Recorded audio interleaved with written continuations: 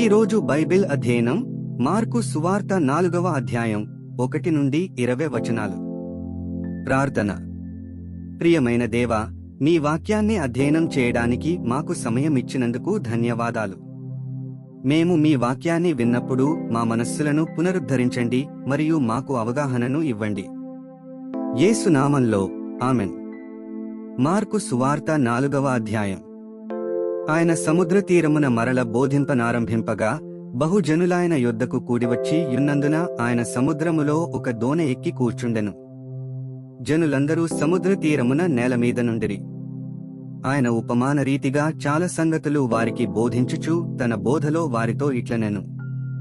వినుడి, ఇదిగో విత్తువాడు విత్తుటకు బయలువెళ్ళెను. వాడు విత్తుచుండగా కొన్ని విత్తనములు త్రోవ ప్రక్కను పడెను. పక్షులు వచ్చి వాటిని మింగివేసెను. కొన్ని చాలా మన్నులేని రాతినేలను పడెను.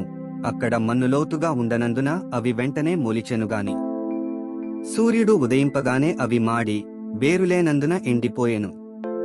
కొన్ని ముండ్ల పొదలలో పడెను. ముండ్ల పొదలు ఎదిగి వాటిని అణచివేసెను గనుక అవి ఫలింపలేదు. కొన్ని మంచినేలను పడెను. అవి మొలిచి పెరిగి పైరై 30దంతలుగాను 60దంతలుగాను 100ంతలుగాను ఫలించెను. వినుటకు చెవులుగలవాడు వినుగాక అని చెప్పెను.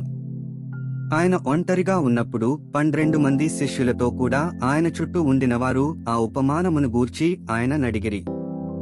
అందుకాయన దేవుని రాజ్యమర్మము తెలిసికొనుట మీకు అనుగ్రహింపబడియున్నదిగాని వెలుపల నుండి వారు ఒకవేళ దేవుని వైపు తిరిగి పాపక్షమాపణ పొందుదురని వారు చూచుటకైతే చూచియు కనుగొనకను, వినుటకైతే వినియు గ్రహింపకైనుండుటకును అన్నియు ఉపమానరీతిగా వారికి బోధింపబడుచున్నవని వారితో చెప్పెను. మరియు ఈ ఉపమానము మీకు తెలియలేదా? అలాగైతే ఉపమానములన్నీయు మీకేలాగూ తెలియననెను. విత్తువాడు వాక్యము విత్తుచున్నాడు. త్రోవ ప్రక్కనుండు వారెవరనగా వాక్యము వారిలో విత్తబడునుగాని వారు వినిన వెంటనే సాతాను వచ్చి వారిలో విత్తబడిన వాక్యమెత్తికొనిపోవును. అటువలే రాతినేలను విత్తబడిన వారెవరనగా వాక్యము విని సంతోషముగా అంగీకరించువారు.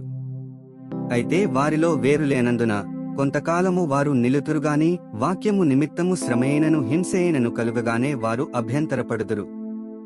ఇతరులు ముండ్ల పొదలలో విత్తబడినవారు.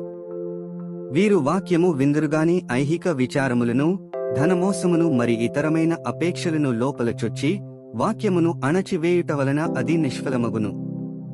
మంచి నేలను విత్తబడిన వారెవరనగా వాక్యము విని దానిని అంగీకరించి 30దంతలుగాను 60దంతలుగాను 100ంతలుగాను ఫలించువారని చెప్పెను.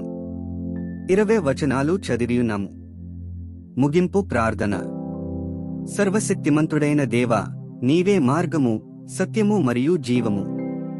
చదివిన వాక్యాన్ని మీ కృప ద్వారా మా హృదయాలలో ఉంచుకుని మా జీవితంలో అన్వయించుకోవడానికి మాకు సహాయం చేయండి. ఆమెన్.